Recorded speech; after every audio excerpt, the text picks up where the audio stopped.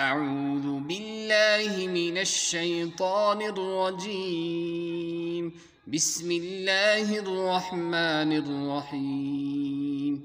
والمحصنات من النساء إلا ما ملكت أيمانكم كتاب الله عليكم وأحل لكم ما وراء ذلكم أن تبتغوا بأموالكم محصنين غير مسافحين، فما استمتعتم به منهن فآتوهن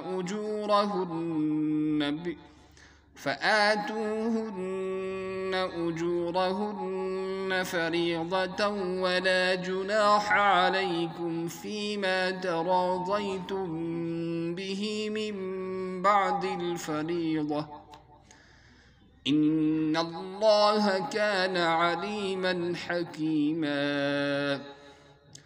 ومن لم يستطع منكم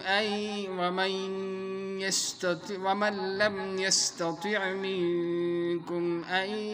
ينكح المحصنات المؤمنات فمما ملكت أيمانكم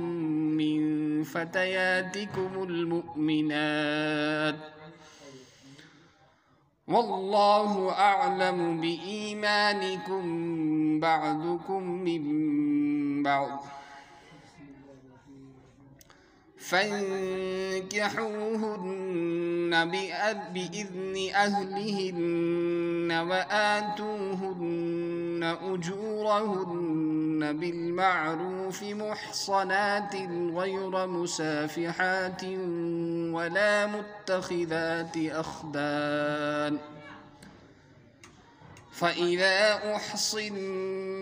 فإن أتين بفاحشة فعليهن نصف ما على المحصنات من العذاب، ذلك لمن خشي العنة منكم، وأن تصبروا خير لكم، والله غفور رحيم. صدق اللہ العلی العظیم۔ محترم سامعین و ناظرین،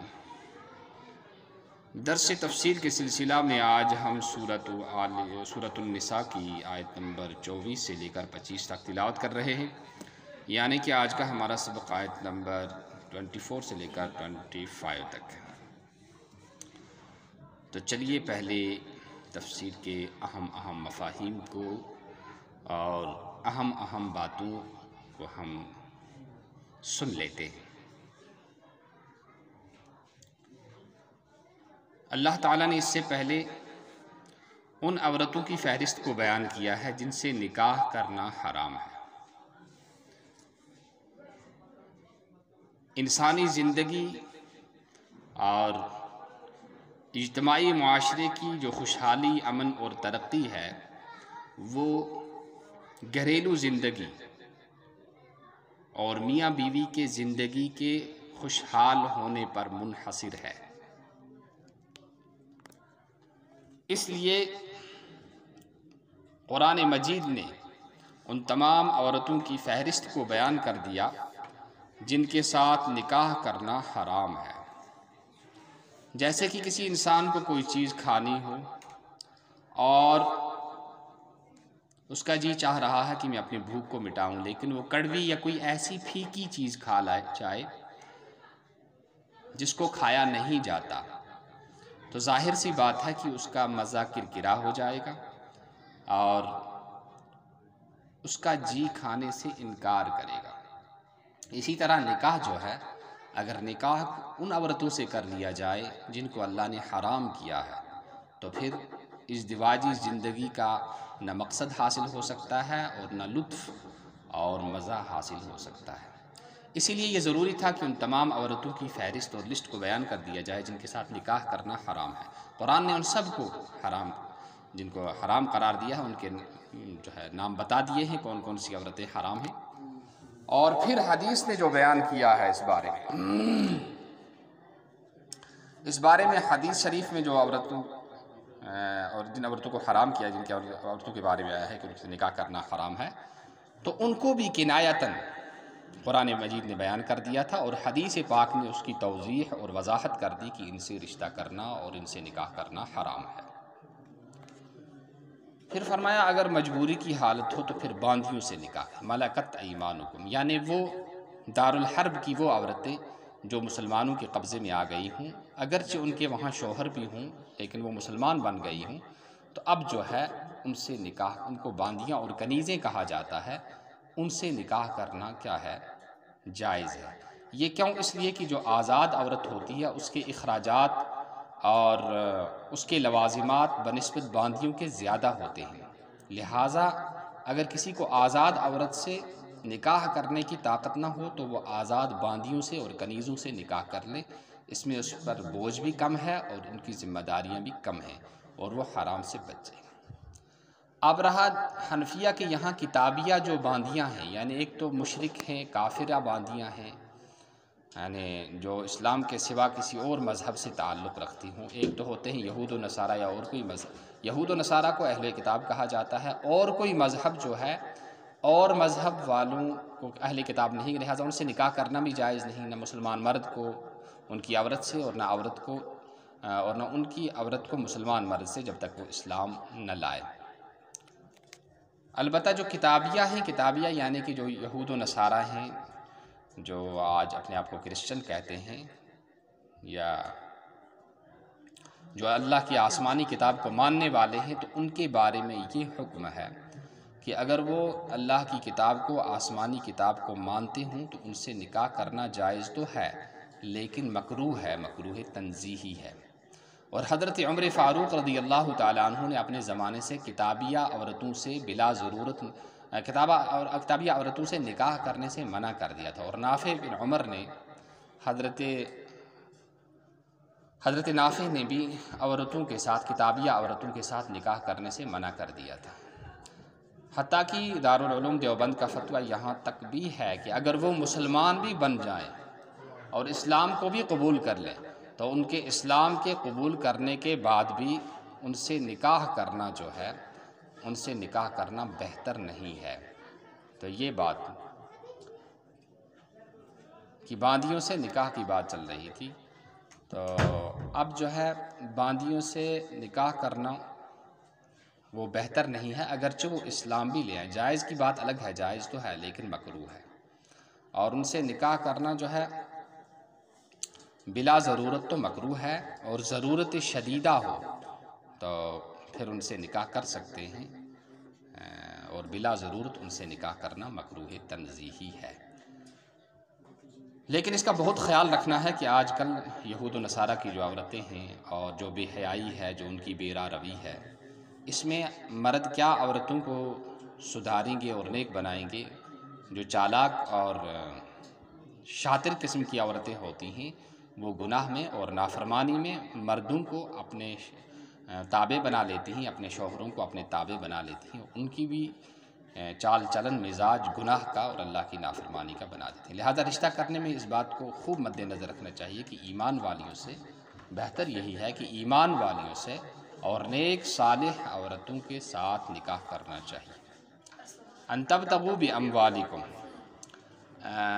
اپنے مال کے ذریعے سے ان کو تلاش کرو، اور مال کے ذریعے سے یعنی ان کا مہر ادا کر دیا جائے، اور ان کا جو مہر ہے وہ شریعت نے مقرر کر دیا ہے کہ مہر جو ہے اس کا دینا واجب ہوتا ہے۔ اگر کوئی بغیر مہر مقرر کیے نکاح کر لیتا ہے جب بھی اس کا مہر دینا ضروری اور واجب ہوتا ہے۔ غیر محسنین غیر مسافحین، یعنی وہ نیک ہوں، پاک دامن ہوں، اور بدکار اور بیڈ کریکٹر نہ ہوں۔ اور حسن کی دنیا میں ان کی دو قسمیں آئی ہیں، ایک وہ بے سواؤں کی دو قسمیں ہیں، ایک جو ہے کھل مکھلے کسبیات اور دوسری جو ہے خانگی اور چوری چھپے اور ایک دو سے جو اپنے غلط افیئرس رکھتی ہیں، غلط تعلقات رکھتی ہیں۔ کچھ ایسی ہوتی ہیں جو بدکاری اور غلط افیئرس ان کے جو ہوتے ہیں وہ تو کھلے عام ہوتے ہیں۔ تو شریعت نے فرمایا کہ جب آپ کو نکاح کرنا ہو تو دیکھو کہ یہ اس عورت کے کردار اور کریکٹر کیسا ہے، یہ کہیں کھلے یا چھپی چوری سے کسی اور سے دوستی لگانے والی تو نہیں ہے، پاک دامن ہونا یہ جو ہے مستحب ہے ایسی عورت سے نکاح کرنا۔ اصل چیز جو ہے وہ ایمان ہے۔ پھر جو ہے مہر کے بارے میں کہا گیا ہے کہ تم نے ان سے لذت اور فائدہ اٹھایا ہے تو ان کے مہر کو بھی دے دو، جو مقرر ہوئے ہیں وہ مہر دینا ضروری ہے۔ بعض شوہر ٹال مٹول کرتے رہتے ہیں یا بہت دیر کے بعد پھر دیتے ہیں، جبکہ اس کرنسی کی، اس مالیت کی جو حیثیت ہوتی ہے وہ ڈاؤن ہو جاتی ہے۔ یہ بھی ایک طرح کا غصب کرنا ہے اور ان کے حق کو مارنا ہے۔ پھر فرمایا جو مہر مقرر ہو گیا ہے یہ کوئی ایسا حکم یا ایسا کام نہیں ہے جس کو بدلا نہ جا سکے، اور میاں بیوی اپنی طرف اپنا باہمی رضامندی کے ساتھ بیوی اپنی طرف سے سارا ہی معاف کر دے، یا پھر سارا معاف نہ کرے، آدھا ہی اس سے لے لے اور باقی اس کو واپس دے دے، ایسا بھی ہو سکتا ہے۔ اور دوسری صورت اس کی یہ ہے کہ شوہر جس نے جتنا مقرر کیا ہے شوہر نے، وہ اس مہر سے اس کو زیادہ بھی دے دے، باہمی رضامندی سے یہ سب کچھ کر سکتے ہیں، اس میں کوئی حرج نہیں ہے۔ تو پھر اسی طرح سے یہ جو نیچے جو حکم آیا ہے وہی باندیوں کے ساتھ، تو اوپر تو یہ حکم بیان کیا تھا اس آیت میں کہ یہ عورتیں آپ پر حرام کی گئی، یعنی جن عورتوں سے دوسروں نے نکاح کیا ہو وہ عورتیں آپ کے لیے حرام ہیں، لیکن اگر دارالحرب سے آتی ہیں اور مسلمان بن جاتی ہیں، ان کے وہاں شوہر بھی ہیں، تو ان کے ساتھ مسلمان شادیاں کر سکتے ہیں، نکاح کر سکتے ہیں۔ اور اب جو ہے نیچے جو ہے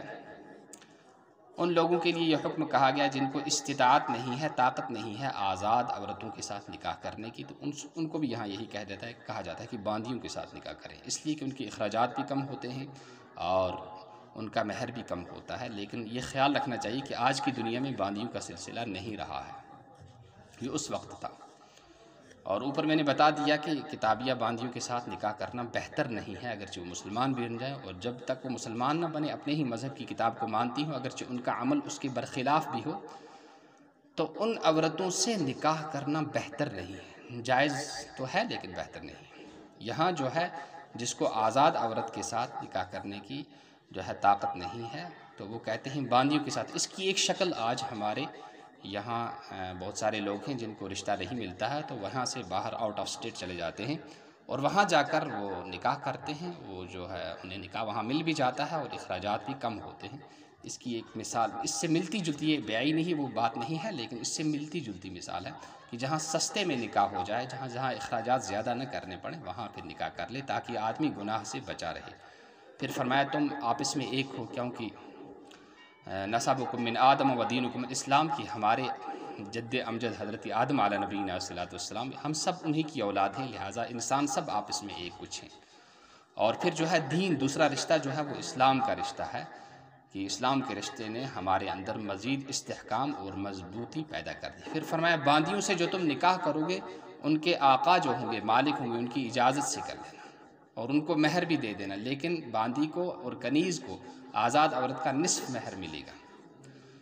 پھر فرمایا اسی طرح سے مصافحات، یہاں بالمعروف محسنات، یعنی پاک دامن ہو، غیر مصافحات، کہ وہ دوستی لگانے والی نہ ہوں، کھلی دوستی یا چوری چھپے عشق بازیاں کرنے والی نہ ہوں، بلکہ وہ پاک دامن ہوں۔ ولا متخذات، غیر مصافحات ولا متخذات، مصافحات کے معنی آتے ہیں کھلا، اور بالکل سب کے سامنے وہ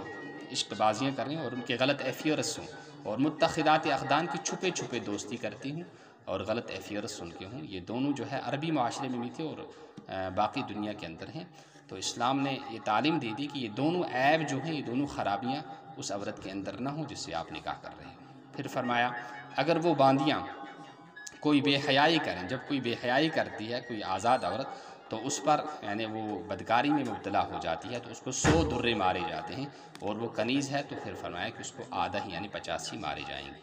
فعلیہن نصف ما علی المحسنات، ان کے حقوق بھی ان کو نصف دیے جاتے ہیں۔ اگر یہ اسلامی حکومت اور اسلامی اسٹیٹ کے اندر اور اسلامی قوانین کے اندر کوئی ایسا کام کرتی ہیں جس پر حد لگتی ہے اور سزا لگتی ہے، تو وہ حد اور سزا بھی ان کو پوری نہیں لگے گی بلکہ اس کا آدھا ہی لگے گا۔ وَأَن تَصْبِرُوا خَيْرٌ لَكُمْ۔ پھر فرمایا جو باندیوں سے آپ کو نکاح کرنے کے لیے کہا ہے، اگر آپ کو بدکاری میں اور زنا میں مبتلا ہونے کا اندیشہ نہیں ہے تو آپ صبر کر لو، یعنی نکاح نہ کرو اسی طرح سے۔ اور جناب رسول اللہ صلی اللہ علیہ وسلم نے ایک حدیث کے اندر جوانوں کو خطاب کرتے ہوئے فرمایا تھا یا معشر الشباب، اے جوانوں کے گروہ، من استطاع منکم الباءۃ، جو تم میں سے نکاح کرنے کی استطاعت رکھتا ہے، فلیتزوج، اس سے چاہیے کہ وہ نکاح کر لے، ومن لم یستطع، اور جس کے اندر استطاعت اور طاقت نہیں ہے، فعلیہ بالصوم، کہ وہ روزہ رکھے،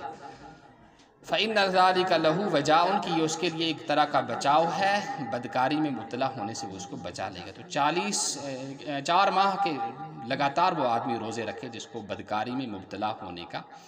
اندیشہ ہو، ڈر ہو، اس سے نفسانی خواہشات ختم ہو جاتی ہیں اور بدکاری میں مبتلا ہونے کا اندیشہ نہیں رہتا۔ اللہ بڑے بخشنے والے، بڑے رحم کرنے والے ہیں۔ یہاں پر بھی اللہ تبارک و تعالیٰ نے کہا کہ تم صبر کرو، اور صبر کرنے کے باوجود بھی تم سے کوئی لغزش کبھی سرزد ہو گئی تو اللہ تعالیٰ تمہارے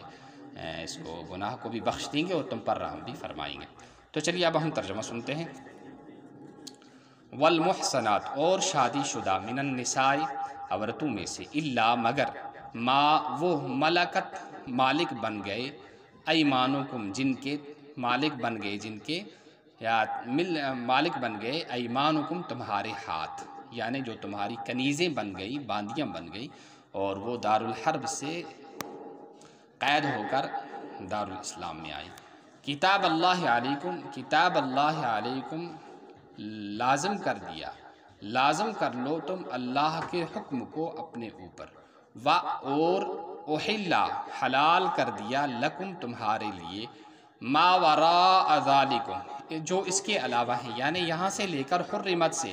آیت نمبر سورۃ النساء کی آیت نمبر 23 سے لے کر جن عورتوں کی فہرست بنا، ماں ہے، بیٹی ہے، بہن ہے، ان کو حرام کیا گیا، ان کے علاوہ، یعنی جتنی عورتوں کا نام لیں، ان کے علاوہ جو عورتیں ہیں اور وہ تمہارے لیے حلال ہیں۔ وراء ذالک، ان تبتغوا، کہ تم تلاش کرو، باموالکم،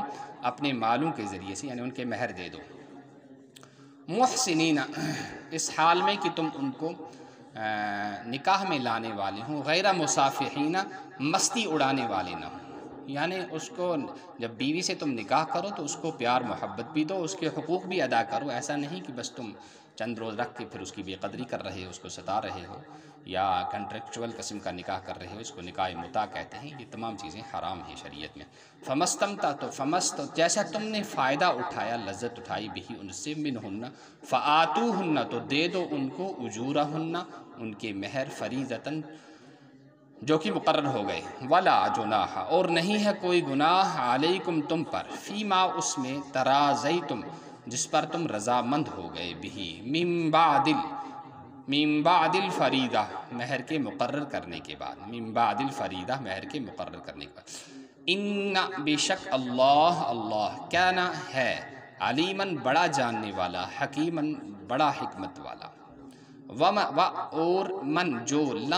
لم یستطع، طاقت نہیں رکھتا ہے، استطاعت نہیں رکھتا ہے، منکم، تم میں سے، طولاً، مہر کی، این کے حل کی، وہ نکاح کرے، المحسنات، پاک آزاد عورتوں سے، آزاد عورتیں یہاں مراد ہیں، اور جو ہے آزاد چاہے جو آزاد عورتیں، یہاں ایک قول یہ آیا ہے کہ جو پاک دامن ہوں، لیکن پاک دامن جو ہے یہ تو مستحب حکم ہے، کوئی ضروری حکم نہیں ہے۔ این کے حل محسنات، یہاں آزاد مراد ہے، مؤمنات، ایمان والی ہیں، ایمان والی، اور کتابیہ بھی امام ابو حنیفہ رحمہ اللہ کے نزدیک کتابیہ باندی سے بھی نکاح جائز ہے۔ فَمِمَّا مَلَكَتْ، تو وہ جن کے مالک ہو گئے، ایمانکم، تمہارے ہاتھ، من فتیاتکم المؤمنات، تمہاری ایمان والیوں، تو من فتیات، تمہاری،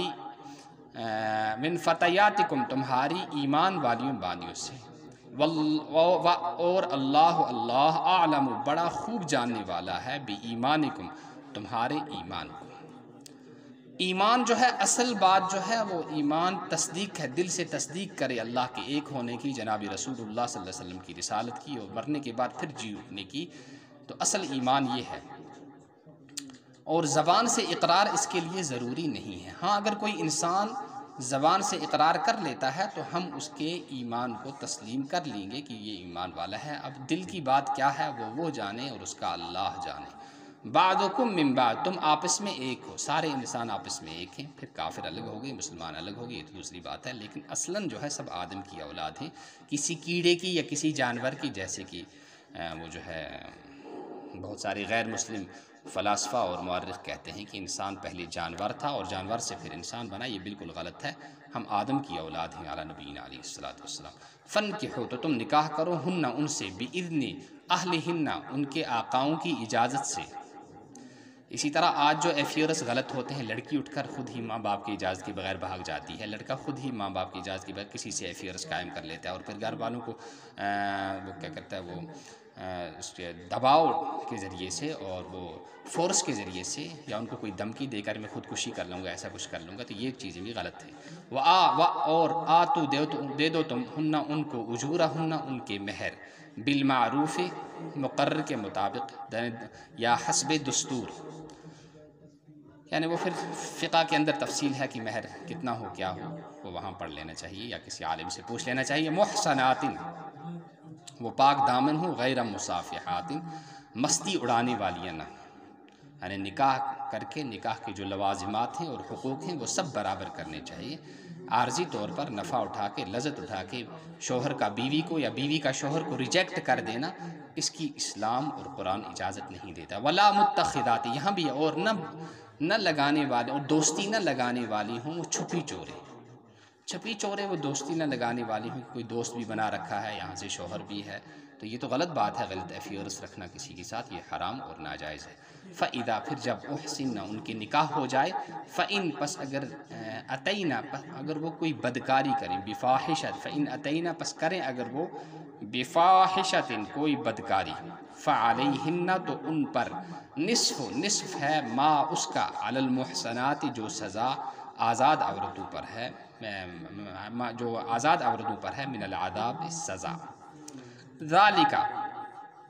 یہ اس کے لمن، یہ اس کے لیے، خشیہ، جو ڈرے، العنتا، گناہ سے، منکم، تم میں سے، جو گناہ سے، وَأَن تَصْبِرُوا، اور یہ کہ تم صبر کرو، خیر لکم، یہ تمہارے لیے خیر لکم، تمہارے لیے بہتر ہے، واللہ، اور اللہ غفور، بہت بخشنے والا ہے، رحیم، بڑا رحم کرنے والا ہے۔ تو یہ جو عنتا کا ایک معنی ہے گناہ، یعنی اگر آپ کو گناہ میں مبتلا ہونے کا خطرہ ہے تو آپ کنیزوں سے نکاح کر لو، اور دوسرا اس کا کہ نقصان کی، جب لڑکی کا نکاح کافی عمر تک نہیں کرایا جاتا تو اس کی جو بچے دانی ہوتی ہے، علامہ راضی جو خود بہت بڑے طبیب ہیں اور ڈاکٹر بھی ہیں، وہ کہتے ہیں کہ اس سے اس کی بچے دانی سکڑ جاتی ہے اور وہ بچے پیدا کرنے کے قابل نہیں رہتی۔ اور اسی طرح جب لڑکے کا کافی عمر تک نکاح نہیں کیا جاتا تو اس کے خصیوں کے اندر اور پشت کے اندر سوجن پیدا ہو جاتی ہے، اور اسی طرح سے وہ طرح طرح کے امراض میں مبتلا ہو جاتے ہیں، اور ان کی جو جوانی ہے، ان کی جو جوانی شباب کا جو فائدہ ہے وہ ضائع ہو جاتا ہے، وہ اس کو کھو جاتے ہیں، اور پھر وہ کسی قابل نہیں رہتے۔ اسی لیے فرمایا کہ وقت پر نکاح کرنا چاہیے۔ اگر وقت پر بالغ ہونے کے بعد ورثاء نے اور اپنے بڑوں نے اپنے بیٹے یا بیٹی کا نکاح نہیں کرایا اور وہ کسی گناہ میں مبتلا ہو گئے تو ان کو تو ہے ہی گناہ، لیکن اس کے باپ کو، اس کے بھائی کو، اس کے چچا کو، جو اس کے وارث ہیں، جو ان کے نکاح کرانے کا اختیار رکھتے تھے، ان کو بھی اس گناہ کا حصہ ملے گا۔ اللہ تعالی ہم کو قرآن و سنت کے مطابق چلنے کی اور زندگی گزارنے کی توفیق نصیب فرمائے۔ سبحان اللہ و بحمدہ، سبحانک اللہم و بحمدک، ونشہد ان لا الہ الا انت، ونستغفرک ونتوب الیک۔ سبحان ربک رب العزت عما یصفون، وسلام علی المرسلین، والحمد للہ رب العالمین۔